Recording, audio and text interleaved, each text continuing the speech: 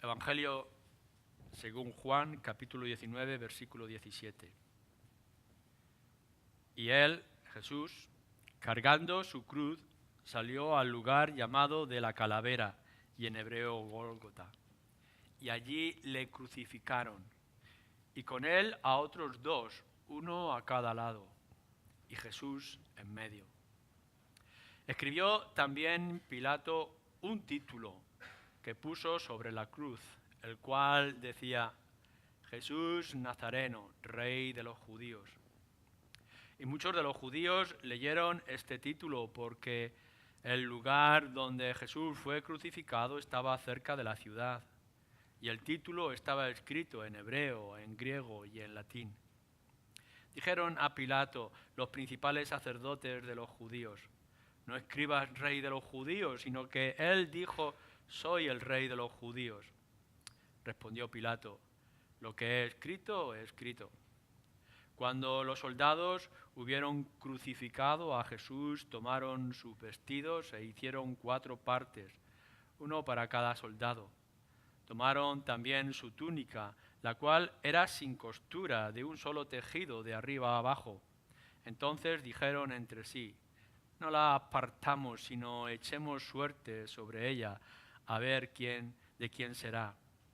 Esto fue para que se cumpliese la escritura que dice: repartieron entre sí mis vestidos, y sobre mi ropa echaron suertes. Y así lo hicieron los soldados. Estaban junto a la cruz de Jesús su madre y la hermana de su madre, María, mujer de Cleofás, y María Magdalena. Cuando vio Jesús a su madre y al discípulo que él amaba, que estaba presente, dijo a su madre: mujer, he ahí a tu hijo. Después dijo al discípulo: he ahí tu madre. Y desde aquella hora el discípulo la recibió en su casa. Después de esto, sabiendo Jesús que ya todo estaba consumado, dijo, para que la escritura se cumpliese: tengo sed.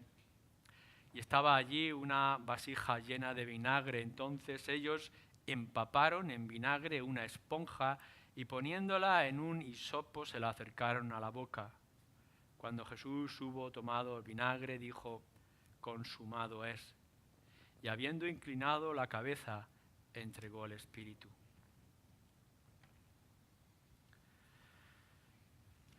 Bien, por supuesto, para nosotros creyentes, estas palabras de los evangelios son tremendamente solemnes y necesitamos tomar todo nuestro esfuerzo e interés para poder meditar más y más en lo que esto implica.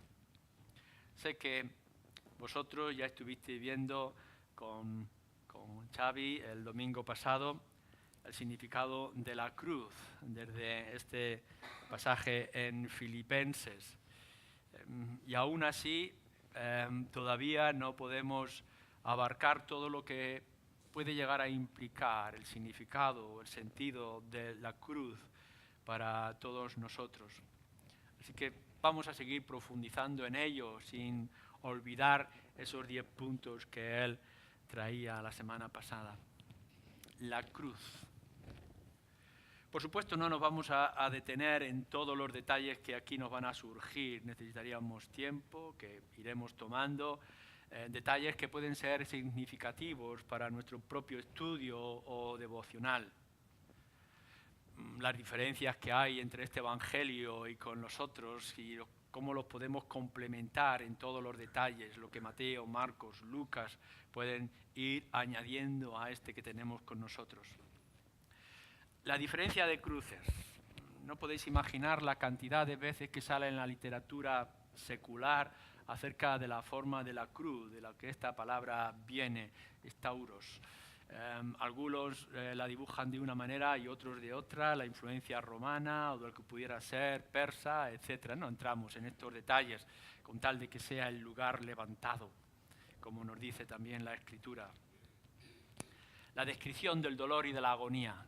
No tenéis que ir nada más que a ver algunas de esas películas que se han hecho para ver lo horrible que es morir en la manera en la que aquellos tiempos se moría y cómo nuestro Señor Jesús experimentó ese quebranto y ese dolor físico.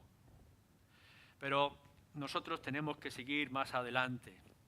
Gólgota, el lugar de la calavera o el lugar de los muertos, es el lugar oloroso, horrible, en el cual nuestro Señor pudo ser clavado y muerto. Hay muchos detalles y muchas cosas que yo os animo a que investiguéis y que podáis sentir en sensibilidad lo que esto significa, lo que implicó. Es el centro de la historia, la muerte de nuestro Señor Jesucristo y aquella cruz en aquel lugar del Gólgota.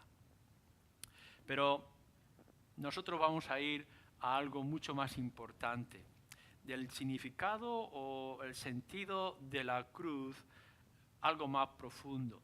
Para Juan tiene que ser muy importante porque solamente en estos dos capítulos se cita varias veces de una manera constante. Podéis ver el nombre de la cruz y podéis ver el verbo crucificado varias veces, quizá incluso hasta 18 veces podéis contarla en diferentes lugares. Cruz, crucificado, crucificado. Sin contar lo que se nos dice en otros lugares, los evangelios, cómo se proclama también en el libro de Hechos, etcétera, etcétera. Entonces la idea de la cruz, de lo que eso significaba, de ser levantado en alto para que todo el mundo observara en esa misma imagen que nuestro Señor Jesús nos dirige al Antiguo Testamento de aquella serpiente de bronce que se levantaba para que todos pudieran mirar y ser sanados por causa de su pecado. Es un castigo romano. Nos dice la historia que los romanos lo tomaron de los persas. Si estaban buscando una manera horrible de matar a un criminal, lo consiguieron de una manera perfecta, pero seguramente la tortura, el martirio de lo que es físicamente la cruz se ha superado porque la maldad se ha superado. Así que podemos ver otras muertes horribles, inimaginables, que todavía hoy se siguen haciendo. Pero nosotros constantemente vamos a aquel hombre colgado en un madero y qué es lo que eso significa para todo un pueblo como nosotros. Nos dice aquí que nuestro Señor Jesús, he aquí la humillación que se le daba al reo, tiene que cargar su propia cruz para que allí fuera clavado y muerto. Nos cuenta la historia que cuando en China se mataba a alguien, se le fusilaba, le pegaba un tiro en la cabeza, después le pasaban la factura a la familia de la bala. ¡Qué humillación! Pues esto es lo que están haciendo aquí. Lo que están haciendo es que el mismo reo, después de haber sido maltratado y humillado de diferentes formas, tenga que llevar él su cruz. Otro de los evangelios nos dice que ya no tenía ni fuerzas, así que tuvieron que buscar ayuda para que él lo pudiera llevar hasta el final. ¿Nos recuerda esto una escena en el Antiguo Testamento donde Dios manda a Abraham que tiene que llevar a su hijo a sacrificar y le dice a su propio hijo Isaac que él tiene que llevar la leña? ¿Y esta leña para qué es? El lugar y la manera en que iba a ser sacrificado, como es una imagen de lo que nos trae ahora nuestro Señor Jesucristo, llevando la cruz por nosotros. Pero bueno, ¿todo esto qué significa? ¿De qué nos habla? Cuando vosotros miráis a la cruz, no a la cruz que llevan algunos sacerdotes o personas, no la cruz de símbolo que podáis colgar en vuestro pecho, sino cuando miráis a la cruz y veis este pasaje, ¿qué es lo que veis? ¿Qué relación hay en aquel hombre, Jesús, clavado, colgado en un madero y contigo? Bueno, esto es lo que tenemos que profundizar. El centro del Evangelio es la cruz, por supuesto con la resurrección, pero es la cruz, Cristo crucificado. ¿Y ahora tú qué? ¿Cómo te relacionas con esto? Bueno, si vais a Gálatas, Pablo está escribiendo en esta carta, en el capítulo 3, y lo recuerda de lo que nos dice el Antiguo Testamento y de lo que es en la historia secular romana. Maldito todo aquel que es colgado en un madero. La muerte es el lugar vergonzoso de alguien, no es una muerte digna y respetuosa. Es como coger a alguien despreciable y colgarlo.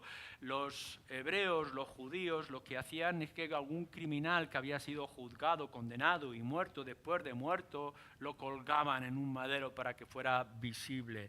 Lo que hacen los romanos es cogerlo vivo y colgarlo hasta que muera.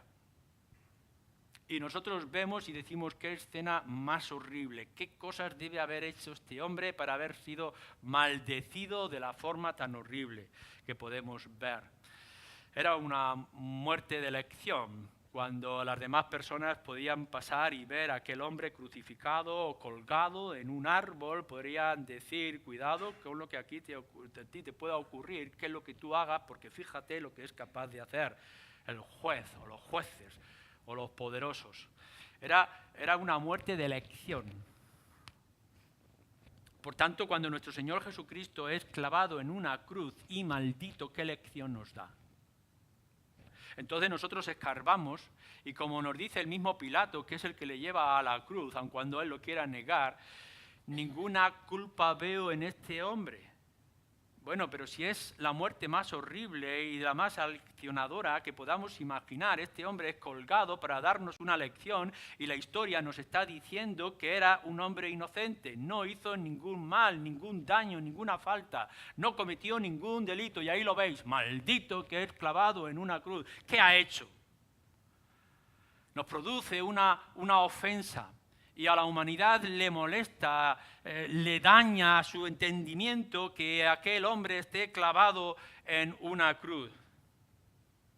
Por supuesto, podemos entender cuando Pablo está escribiendo a los corintios que para algunos aquello es una locura, la cruz es una locura. Es una locura, no se puede entender, es algo incomprensible. ¿Cómo es que nosotros, tú y yo, que decimos ser creyentes, fundamentamos nuestra esperanza y también nuestro gozo en un hombre maldito en una cruz con la muerte de ladrones? Fue clavado entre culpables. ¿Cómo podemos imaginar que el cristianismo se puede fundamentar en un hombre que es maltratado y humillado, tratado como un culpable y juzgado y humillado en una cruz? Es inocente, según nos dice la historia, es inocente según sus jueces, es inocente incluso sobre sus falsos testigos que no se ponían de acuerdo de qué acusarle. Y entonces nosotros, profundizando más en lo que pueda implicar y significar la cruz, nos acordamos también de lo que dice Pablo a los filipenses, y este sí lo podemos leer. Pablo escribiendo a los filipenses en el capítulo 2.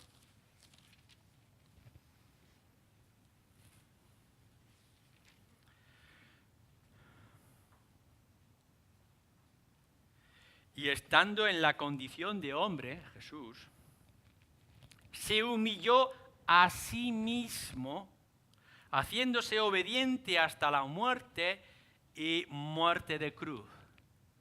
Tenemos que entonces analizar si es verdad que la muerte en la cruz es una muerte maldita, que todo aquel que es colgado es porque se quiere enseñar o mostrar que es culpable, pero cuando nosotros profundizamos en la historia y en la teología, en la escritura, en la revelación del Padre, descubrimos esto. No es que lo humillaron, sino que se humilló a sí mismo, haciéndose obediente hasta la muerte y muerte de cruz. La muerte de aquel hombre clavado en la cruz fue una muerte de obediencia. ¿Obediencia a quién? Bueno, en recordar lo que hemos estado viendo a lo largo de todo el Evangelio de Juan. Nuestro Señor Jesucristo hizo lo que hizo y cómo lo hizo en obediencia al Padre. Si Él vino aquí, fue obedeciendo la voluntad del Padre, cumpliendo su plan. Y no fue durante los primeros años o durante todo su ministerio, sino que la obediencia de Jesús al Padre abarca incluso su muerte humillante en la cruz. La muerte de nuestro Señor Jesucristo no fue la voluntad de hombres en primer lugar, sino que fue la voluntad del Padre. Es verdad que Jesús es maldito y que murió como un culpable sin ser el mismo culpable y que lo hizo en obediencia del Padre. Es el plan de redención. Lo que se había establecido en la eternidad se está cumpliendo ahora en aquel lugar del Gólgota, el lugar de la calavera.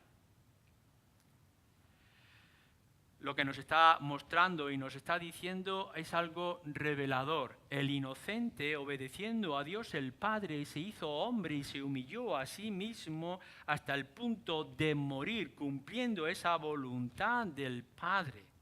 Y su muerte fue la más horrible para significar y mostrar que Él estaba en aquella cruz no con los pecados que Él había cometido, sino con nuestros pecados. Así que vosotros os acercáis ahora a la carta del apóstol Pablo a los romanos en el capítulo 6 y versículo 6 y nos lo dice con más claridad o contundencia. Todo el capítulo 6 de Romanos es poderoso y aleccionador. Pero fijaros lo que nos dice en todo este análisis que él hace acerca de Jesucristo. Sabiendo esto, que nuestro viejo hombre fue crucificado juntamente con él para que el cuerpo del pecado sea destruido a fin de que no sirvamos más al pecado. Nuestro viejo hombre fue crucificado juntamente con él. Y tenéis la oportunidad, cada uno de vosotros, de poner atención a esa cruz. Fijaros bien en nuestro Señor Jesucristo clavado en la cruz. Y por supuesto que os parece horrible, que los crímenes que han llevado a Cristo a la cruz son horribles, que toda la vergüenza que hay en la cruz es real. Pero volver a recordar, Él es inocente. Por tanto, todo lo que le hace horrible, poco deseable, como dice Isaías, eres tú y son tus pecados. Claro que el mundo esto no lo puede ver y no lo puede alcanzar, pero esto es a lo que nos está invitando Pablo cuando analiza acerca de Jesús clavado en la cruz. Él fue clavado con tus pecados. El viejo hombre que eres tú está clavado allí con él. Y por tanto, en la doctrina que se nos ha revelado, lo que lo hace horrible y poco deseable y atractivo ante nuestros ojos, no es algo que en él por naturaleza pudiera encontrar, sino aquello que él voluntariamente ha querido acompañar y ha llevado consigo a la cruz todos tus pecados. Así que cuando vayas a la cruz, Dios quiera que no solamente veas a Cristo clavado allí y humillado, sino que veas tus delitos y tu culpa, porque es eso lo que le llevó allí. Nuestro Señor Jesucristo no está vencido en la cruz. Esto es lo que pensaban. Uno piensa que por fin, esperando que aquel hombre muriera, se acabara el problema.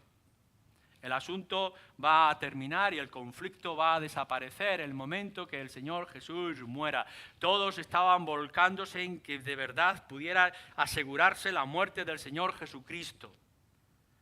Pero lo que nosotros descubrimos en la cruz es todo lo contrario. Otra vez Pablo a los Colosenses, en este caso capítulo 2. No, lo que nuestro Señor Jesucristo hace en la cruz no es dejarse vencer, sino vencer. La muerte de Cristo es la victoria.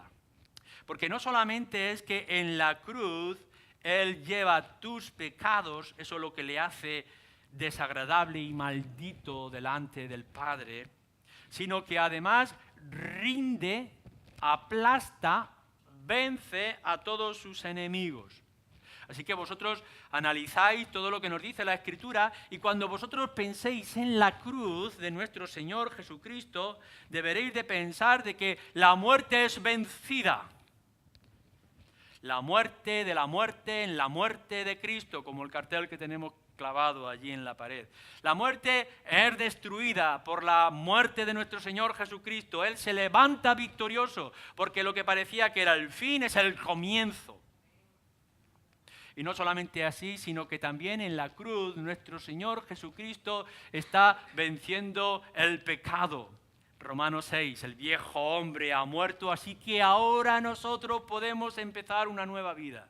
Porque cuando miramos hacia atrás no vemos ya las consecuencias de nuestro pecado. Se han quedado allí, en el Gólgota.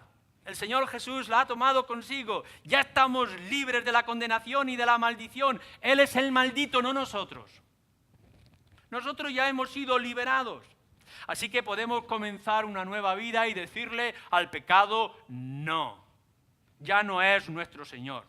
Ahora nosotros podemos levantarnos y salir victoriosos.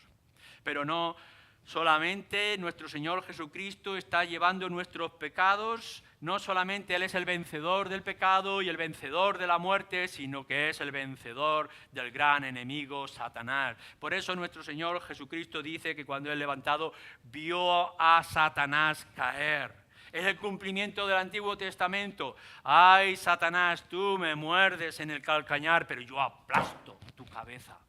¿No es extraordinario? No tenemos que ver la cruz como algo que nos aleja, sino que nos acerca y nos fortalece. Los enemigos son apartados y aplastados. Y aun cuando vemos terrible imagen, como nos describe Isaías 53 acerca de nuestro Señor Jesucristo, nosotros somos capaces de ir un poco más allá y ver la gloria, la grandeza de la cruz. Añade Pablo también en la visión acerca de la cruz. Ahora la cruz nos trae la paz, Colosenses capítulo 1. Y cuando nosotros éramos enemigos, hemos sido ahora levantados como amigos, como hijos del Padre. Así que la reconciliación se ha alcanzado con Dios el Padre. Hubo un tiempo en que Dios no podía mirarte sin estar airado. Que la ira de Dios justa se ofendía, se dañaba o se tocaba por causa de tus pecados. Y sabías que estar delante de un Dios airado te deriva de hacerte temblar. Esa mentira, esa codicia, esos malos pensamientos no podían traer nada bueno delante de ti. Pero ahora nos dice que la cruz nos libera, nos liberta y trae paz. Hemos sido traídos a una nueva relación totalmente distinta y esperanzadora con nuestro Señor Jesucristo. Hemos sido crucificados con Él. Por tanto, al ser enterrados también con Él, resucitamos también con Él.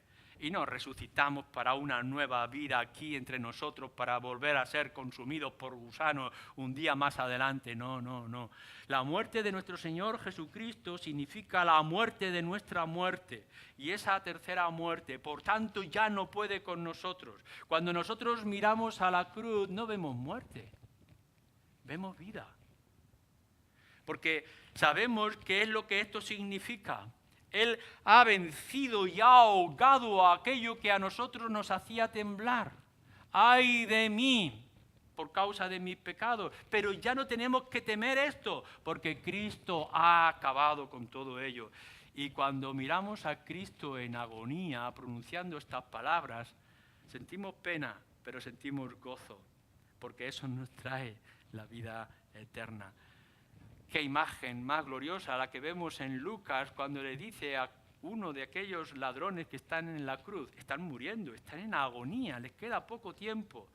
Hoy estarás conmigo en el paraíso. Esta es nuestra esperanza, de que por causa de la cruz, un día tú podrás estar con Él en el paraíso. Así que volvamos otra vez a iniciar todo esto. Podemos ver la imagen lastimosa de nuestro Señor Jesús llevando la cruz. Desde la ciudad del templo, donde había sido juzgado, el lugar del palacio de Pilato, hasta el lugar del Gólgota, a la salida de la ciudad, llevando la cruz, no puede con ella, y por tanto tienen que llamar a este Simón para que pueda ayudarle en el último tramo. ¿Quién llevó a Jesús a la cruz? ¿Cómo fue toda esta escena? En primer lugar podemos ver los romanos, lo que le trataron, lo maltrataron, lo humillaron, lo golpearon. Dinos a ver quién te ha pegado, quién te ha golpeado. Qué humillante toda esta escena de nuestro Señor Jesucristo. Pero no, en realidad los principales culpables no fueron los romanos. Vemos a los judíos en aquella multitud, fueron exalzados o exaltados por todos. ¡Crucifícale! ¡Crucifícale! Así que podríamos pensar que fueron aquellas masas de gentes azuzadas por los sacerdotes que le decían a Pilato, ¡crucifícale! Pero en realidad tenemos que decir que no fueron los judíos. Pablo en 1 Corintios nos dice que el mundo entero se regocija o se goza al ver la muerte de aquel hombre. ¡Locura! Es un hecho. El mundo no tiene nada que ver, aun cuando podamos señalarle a ellos como culpable. No, piénsalo de esta forma. La humillación y la muerte maldita de nuestro Señor Jesucristo no fue por causa de romanos, ni de judíos, ni de paganos, sino fue tuya. Fueron tus pecados. Es por tu causa. El Señor Jesús no se dejó llevar a la fuerza por otros, sino que vino voluntariamente por ti. Por tanto, no señales como culpables, aun cuando fueran literalmente en lo físico aquellos hombres de su época. Pedro tiene que decir a aquellas multitudes en el capítulo 2 de Hechos, vosotros le crucificasteis, pero en realidad fueron mis pecados y fueron los tuyos. Y esto nos tiene que hacer cambiar la visión de toda la historia. Nosotros somos la causa de la muerte del Señor Jesucristo, pero era nuestra única opción, era nuestra única salida, la única esperanza que nos quedaba. Si Él no paga por nuestros pecados, ¿quién se levantará en nuestro lugar y quién intercederá por nosotros? Por tanto, ¿qué implica ahora para ti la cruz, tal como la veamos aquí en Juan, o nos señala en todas las cartas de Pablo, o en los profetas y en el Antiguo Testamento, o las indicaciones de la ley? Como creyentes, nos dice otra vez la Escritura, Pablo en los Gálatas, que nosotros nos gloriamos en la cruz, nos gozamos en ella. Como una de las canciones que cantábamos esta mañana, nos alegramos en la cruz.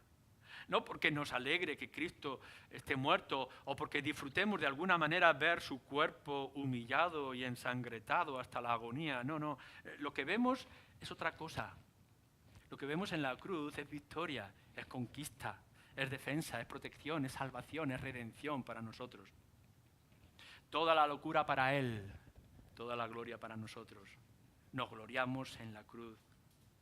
Lo que para otros era vergüenza o locura, dice Pablo, para nosotros es el mensaje extraordinario. Si hay algo en lo cual tú te tienes que gloriar, no son en tus obras, ni tus méritos, ni tus rituales. Por supuesto que tu vida cristiana lo reclama, lo requiere. Tienes que vivir en consecuencia, como decíamos en la mañana, en consecuencia al compromiso que has adquirido con el Padre. Por supuesto que tienes que ser honrado en tu vida y que tienes que actuar de manera digna en todos tus actos a lo largo de tu vida. Pero nuestra gloria no está en nosotros, ni en nuestros méritos, ni en nuestras capacidades, ni en nuestras decisiones, ni en nuestra firma, sino en la cruz. Todo se lo lleva Cristo. Él lo ha hecho todo, lo ha consumado todo, no nos ha dejado nada por hacer. Por eso tenemos que decir que la gloria de la cruz es el centro, principio y final de toda nuestra vida cristiana. Así que es entonces que nosotros somos movidos a un mensaje concreto y preciso que Pablo nos señala al principio de los Corintios. Dice Pablo, el gran predicador que ya ha recorrido gran parte de aquel mundo conocido del Mediterráneo anunciando el Evangelio, no quiero saber otra cosa ya sino a Cristo y Él crucificado. Y esto es lo que nosotros tenemos. Nos podrán llegar y decir, no nos queda nada, nos despojamos de todo. Nos pueden desnudar de ritos y de sacrificios. Nos pueden dejar metidos en una cisterna de metal como siervos, o quizás solo en nuestra mesa de la cocina tratando de las cosas. Pero mientras tengamos esta visión de la cruz, este significado poderoso, tendremos un mensaje que transforma el mundo. Nos dice que aquellos que cambian el mundo, Pablo, han llegado a esta ciudad. Nosotros lo podemos hacer. Podemos transformar el mundo. Tenemos la medicina, tenemos la palanca que lo puede hacer. ¿Y cuál es esa palanca? ¿Cuál es la fuerza del cristianismo? ¿Cuál es la fuerza del mensaje? Que Cristo fue crucificado por pecadores. Y si somos capaces de llevarlo con toda la templanza y el dominio, si somos capaces de transmitir lo que significa que Cristo viniera a este mundo a ser clavado en una cruz por pecados como los tuyos y como los míos, y que todo aquel que se acerque a Él en fe lo puede hacer suyo, podemos transformar el mundo. No dice en ningún lugar las Escrituras que el mensaje de salvación sea la imitación de Cristo. No es imitar o igualar o tomar a Cristo como ejemplo. No, lo que nos dice Pablo y nos enseña la Escritura, lo que enfatiza este capítulo que tenemos delante de nosotros, es que Cristo fue crucificado por pecadores, y lo que nosotros debemos de hacer es señalar a la gente a la cruz. No tenemos que señalarlos a nosotros mismos, no es señalarle a doctrina, no es encaminarle a iglesia, no es mostrarle las grandes cosas de bienestar y de comodidad que traerá el cristianismo, no. La esperanza, el centro, lo importante, el mensaje es Cristo y Él crucificado. Si la gente toma a Cristo de la cruz y lo hace suyo, lo tendrá todo absolutamente. Por eso es que una y otra vez podemos cantar y podemos decirle a la gente y a las multitudes, ven a la cruz, ven a Cristo.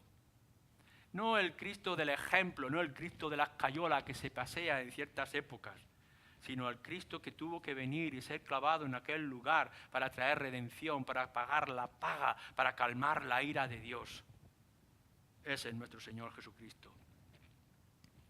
Y es entonces cuando nosotros vemos cómo Cristo llevó su cruz, y aquí terminamos, pero muy importante, al descubrir cómo Cristo cumplió con su deber y su responsabilidad, que ahora nosotros, tú y yo, podemos llevar nuestra cruz.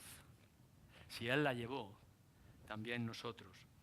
Por eso nos dice que nosotros le acompañamos y participamos con nuestra vida cristiana en la obra de Cristo Jesús, no porque se necesite nada la redención, sino porque cada vez que pensamos que todo lo que necesitábamos y toda nuestra esperanza está puesta en aquel hombre, en aquel lugar, ¿qué nos pueden quitar?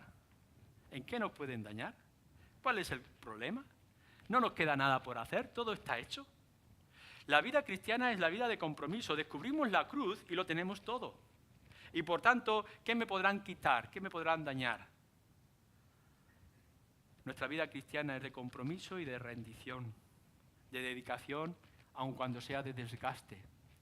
Porque cuanto más vivamos por la cruz de Cristo en esta vida, más preparados estamos para poder tomar lo que ya está hecho por nosotros. Las puertas del cielo se abren y se nos recibe y se nos toma. Y como hemos cantado también, la cruz que ahora llevamos, ¿recordáis? Se convertirá en día en una corona y recibirá toda la gloria. Mirar la cruz otra vez y ya no solamente veis la redención, liberación de pecados, sino que podréis ver que vuestra vida de principio a fin será una victoria. Ya nada ni nadie os podrá apartar del amor de Dios que es en Cristo Jesús, porque Él lo hizo todo. A Él sea toda la gloria.